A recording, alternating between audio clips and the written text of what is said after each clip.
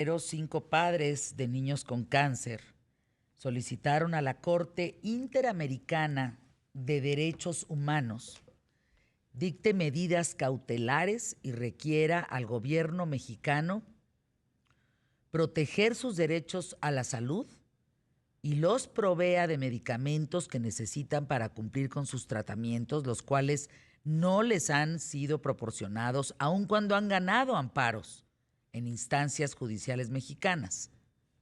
Andrea Rocha, representante legal de los padres y los menores, explicó que recurrieron a esa instancia internacional después de haber agotado oficialmente todos los medios jurídicos que el Estado mexicano brinda.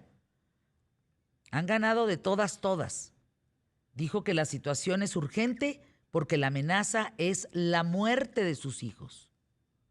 Se ganaron, quiero decirles, amparos ante juzgados de distrito. Se presentaron 5 denuncias ante la Fiscalía General de la República Mexicana. Entre ellas, una contra la Comisión Nacional de Derechos Humanos, a quien acusan de omisión ante más de 552 quejas presentadas, y en ninguna ha habido un pronunciamiento, digamos, a favor de los pacientes. Ya se fueron a la Corte Interamericana. Doctora Laura Flamand, coordinadora de las redes de estudios sobre desigualdades en el Colegio de México. Doctor Carlos Moreno Jaimes, profesor investigador del ITESO. Mirjana Pérez Vela Nieto, directora de programas en Fundación de ALBA. ¿Qué significa, Carlos, qué significa irse a la Corte Interamericana de Derechos? Si llegaran a ganar allá, ¿cuáles serían las consecuencias para el gobierno mexicano? Bueno, buenos días antes que nada. Nos da mucho gusto estar en este programa. Eh, Efectivamente, pues es un precedente muy importante. Es el ejercicio del derecho a la salud, que es un derecho constitucional. Eh, pues en realidad el ánimo que tenemos el día de hoy es sobre todo hablar del informe que publicamos hace pocos días, el informe sobre cáncer y desigualdades sociales en México. Nos parece que obviamente hay temas de coyuntura que son importantes tomar en cuenta, pero lo que queremos subrayar sobre todo es que este problema no es algo que se haya gestado últimamente, sino que es resultado de una tendencia histórica en donde nuestro país no ha hecho las acciones debidas para combatir, para controlar de manera eficaz el cáncer. Y básicamente lo que queremos subrayar, Fernanda, es que el fenómeno del cáncer está estrechamente relacionado con el fenómeno más amplio de las desigualdades sociales. No sé si Laura o Mirjana quisieran complementar esto que Eh, comento. a ver, Laura, Mirjana, ¿quién de ustedes dos me puede contestar la pregunta que hice? La pregunta que hice es, ¿qué consecuencias tiene para el gobierno mexicano que haya una denuncia en una corte, en la Corte Interamericana, en La Haya, que haya una denuncia en la Corte Internacional? Sí, Fernanda, igual buenos días a ti y al público que nos está viendo hoy. Em, Me parece que es un precedente gravísimo. No es la primera vez que ocurre. Ha habido muchas ocasiones en que por razones electorales o temas de derechos humanos, las partes interesadas recurren a la Corte Interamericana. Claro. En este caso nos estamos refiriendo a una falla, que no es la única, hay muchas, de el derecho constitucional de todas las personas en México, en todo el territorio nacional, a la protección social en salud. Ese es el fondo de la queja.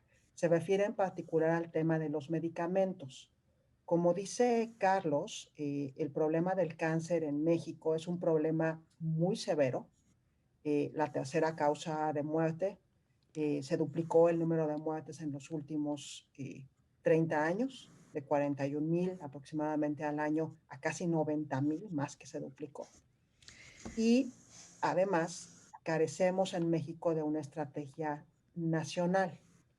La implicación en la práctica, si nos atenemos al derecho, yo no soy abogada, pero en mi investigación en estos temas, si nos atenemos al derecho, si la Corte Interamericana falla en contra del gobierno mexicano, Ahí está el tema. lo que implicaría es que estaría obligado el sistema público de salud a entregar esos medicamentos. Ahora, eso resuelve este caso, estos casos que son muy Exacto. lamentables, pero además de que es una tragedia individual, familiar, el cáncer es un problema muy severo en términos sociales.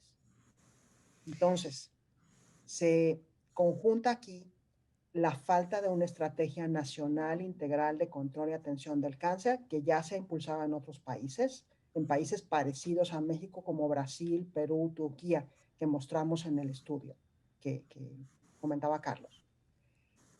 Pero además se conjuntan una serie de fallas, de impericia en una variedad de temas. La semana pasada, Impunidad Cero y Justicia Justa presentaron un estudio que invito a todo el público a consultar. Muy severo, porque lo que revelan con información muy puntual, Fernanda, con información pública de Laura. oficios gubernamentales, de las sí. demandas que mencionas, que las acciones gubernamentales, 4 en concreto que ahora voy a mencionar, durante el gobierno del presidente López Obrador, se han traducido en desabasto de medicamentos. ¿A qué acciones me refiero? Y la intención era buena. El problema ha sido una implementación muy poco cuidadosa. La centralización de compras en la Secretaría de Hacienda y Crédito Público, desintegrando el área de compras consolidadas del IMSS, que tenía mucho expertise. No estoy diciendo que fuese perfecta, pero ya había un área de compras consolidada con especialistas en el IMSS. Primera falla gubernamental que ha llevado al desabasto. El veto presidencial a las 3 distribuidoras. Había problemas con las distribuidoras, no es nuevo que hay sobreprecio y abuso en la compra de medicamentos. La suspensión de PISA, que es la farmacéutica que produce aproximadamente el 80% de los medicamentos oncológicos pediátricos, y la desaparición del Seguro Popular.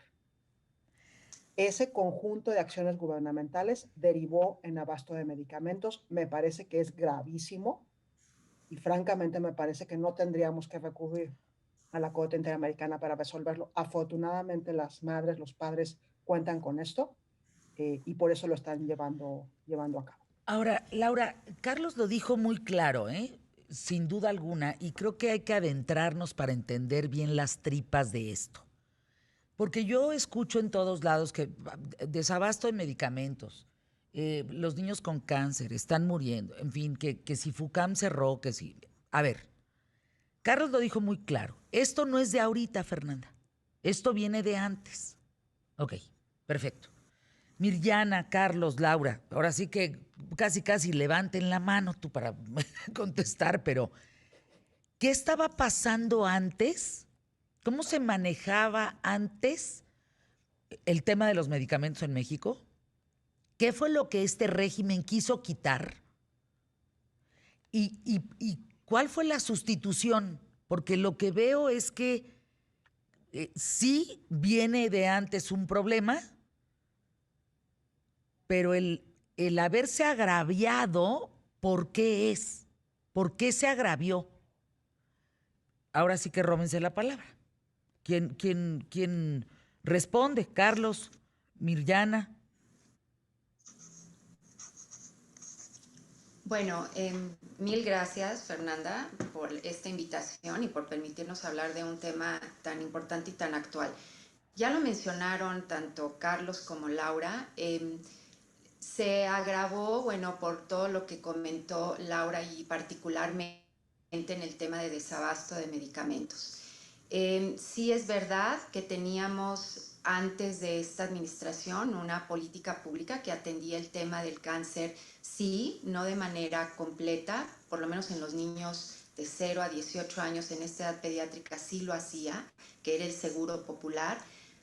También apoyaba 7 tipos de cáncer en adultos y hablamos del cáncer en singular, pero son más de 200 enfermedades. ¿no? Era una política pública buena, que funcionaba bien para lo que estaba diseñada, que tenía obviamente esta parte de ser perfectible, pero que estaba ahí y era como un entramado que permitía tener esta atención a todos los niños y a estos 7 tipos de cáncer en adultos. Cuando se tiene o llega esta nueva administración, claro que era importante revisar todas estas políticas. Lo que consideramos es que no era necesario quitarla de tajo, ¿no? Como quitar tampoco todo lo que era esta cadena de distribución de los medicamentos, y esto es una de las explicaciones que podríamos darte en este momento para decir por qué las cosas están en el punto en el que se encuentran en este momento.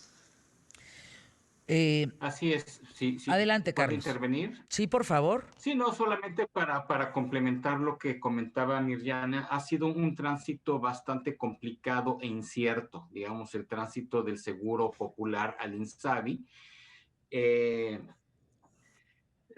Sobre todo hay áreas de incertidumbre respecto al financiamiento, ¿no? Seguro Popular con todos sus asegúnes, que obviamente los tenía y que además se ha documentado que se fue pervirtiendo, fue una política que nació con objetivos muy claros, con todo un aparato, un aparato administrativo bien diseñado, pero al paso del tiempo, pues también sufrió de desvíos considerables por parte de varias entidades federativas. Pero digamos que había un mapa de ruta, ¿no? Había un mapa de ruta claramente definido. En cambio, el tránsito al INSABI, que nació con el objetivo de garantizar un acceso universal al derecho humano de la salud, pues en realidad no ha construido un marco institucional conocido, previsible. Entonces, pues sí, es muy complicado lo que está sucediendo, y además coincido con lo que ya dijo Mirjana y Laura respecto al rompimiento del esquema de distribución previo, que seguramente también tenía muchos problemas, pero hacer el tránsito de manera no planeada pues está dando consecuencias desastrosas desde mi punto de vista, e insisto, me parece que qué bueno que las familias tengan acceso a la Corte Interamericana para hacer valer su derecho a la salud. Déjenme, por favor, escuchar junto con ustedes y el público más inteligente de la radio y la televisión en México y en las plataformas digitales y en las redes sociales, escuchar los spots QTF. Hemos llegado a un punto. Sí había cosas muy perfectibles de las administraciones anteriores. Cortar de tajo todo para volver a empezar sin una real planeación es donde nos tiene hoy en día. Lo diría en palabras muy sencillas. En términos de legalidad, si tú entras en La Haya, en la Corte Internacional, vas a encontrar legalidad. Vas a encontrar que, por ejemplo, en junio del 2020, en La Haya, no es broma lo que estoy diciendo, 1 millón de médicos denunciaron a Bolsonaro por genocidio. Ese es un dato, Los alcances de la Corte están obligados a cumplir con las sentencias. Punto. Imagínense que 1 millón de personas se ponen en contra de una. Y dicen, la ley en el país no sirve porque tú la regulas como se te hincha la gana, como diría Molcas. Entonces, me voy a una corte internacional. Vámonos a 2 temas, Laura, que me parece, Carlos Moreno y Mirjana Pérez, Laura Flamand. A ver, es tan grave la situación en México que la Organización Mundial de la Salud entra, por decirlo en palabras sencillas, para el tema de la compra de medicamentos.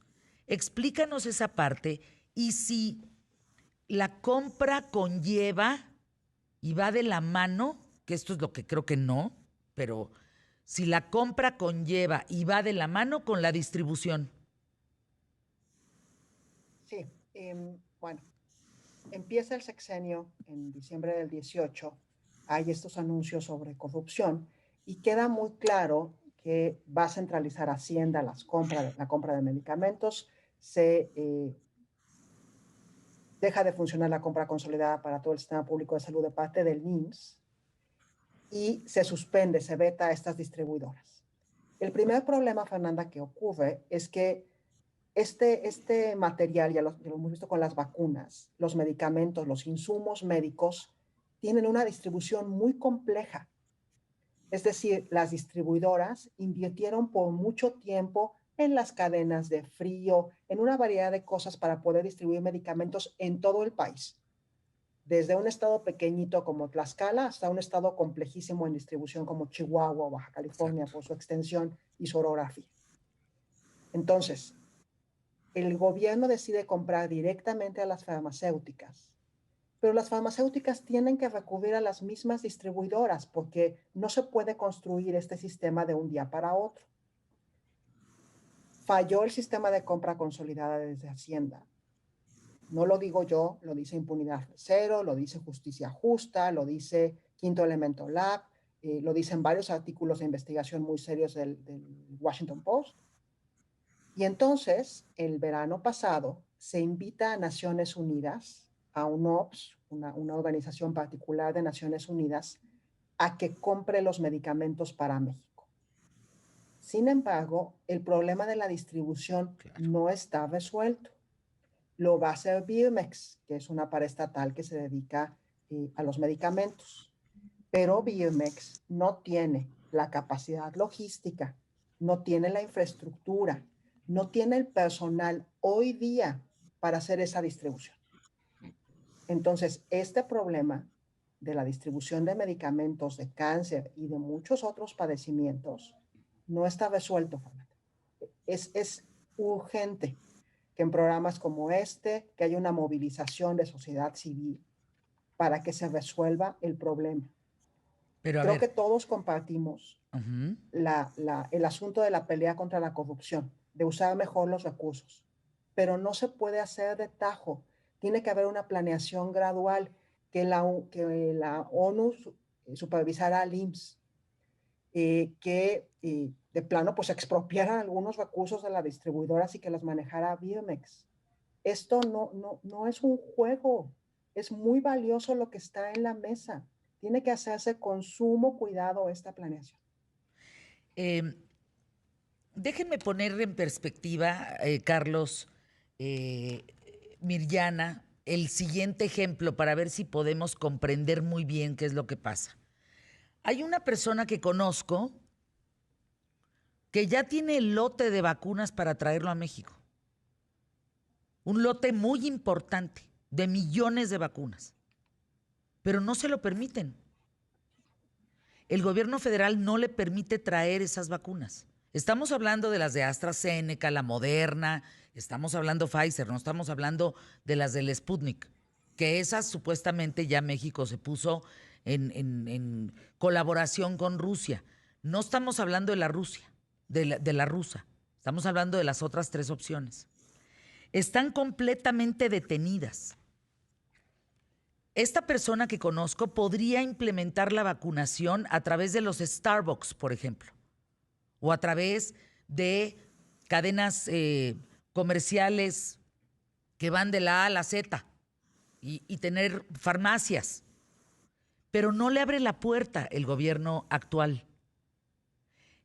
Cuando yo veo filas, y espero ser muy clara con lo que estoy planteando, cuando yo veo filas de 50, 100 personas que llegaron desde el día anterior, duermen en la calle, en unas condiciones infrahumanas para poder recibir la vacuna, y veo filas y filas y filas y filas, para mí lo único que me dicen las filas es que hay un monopolio.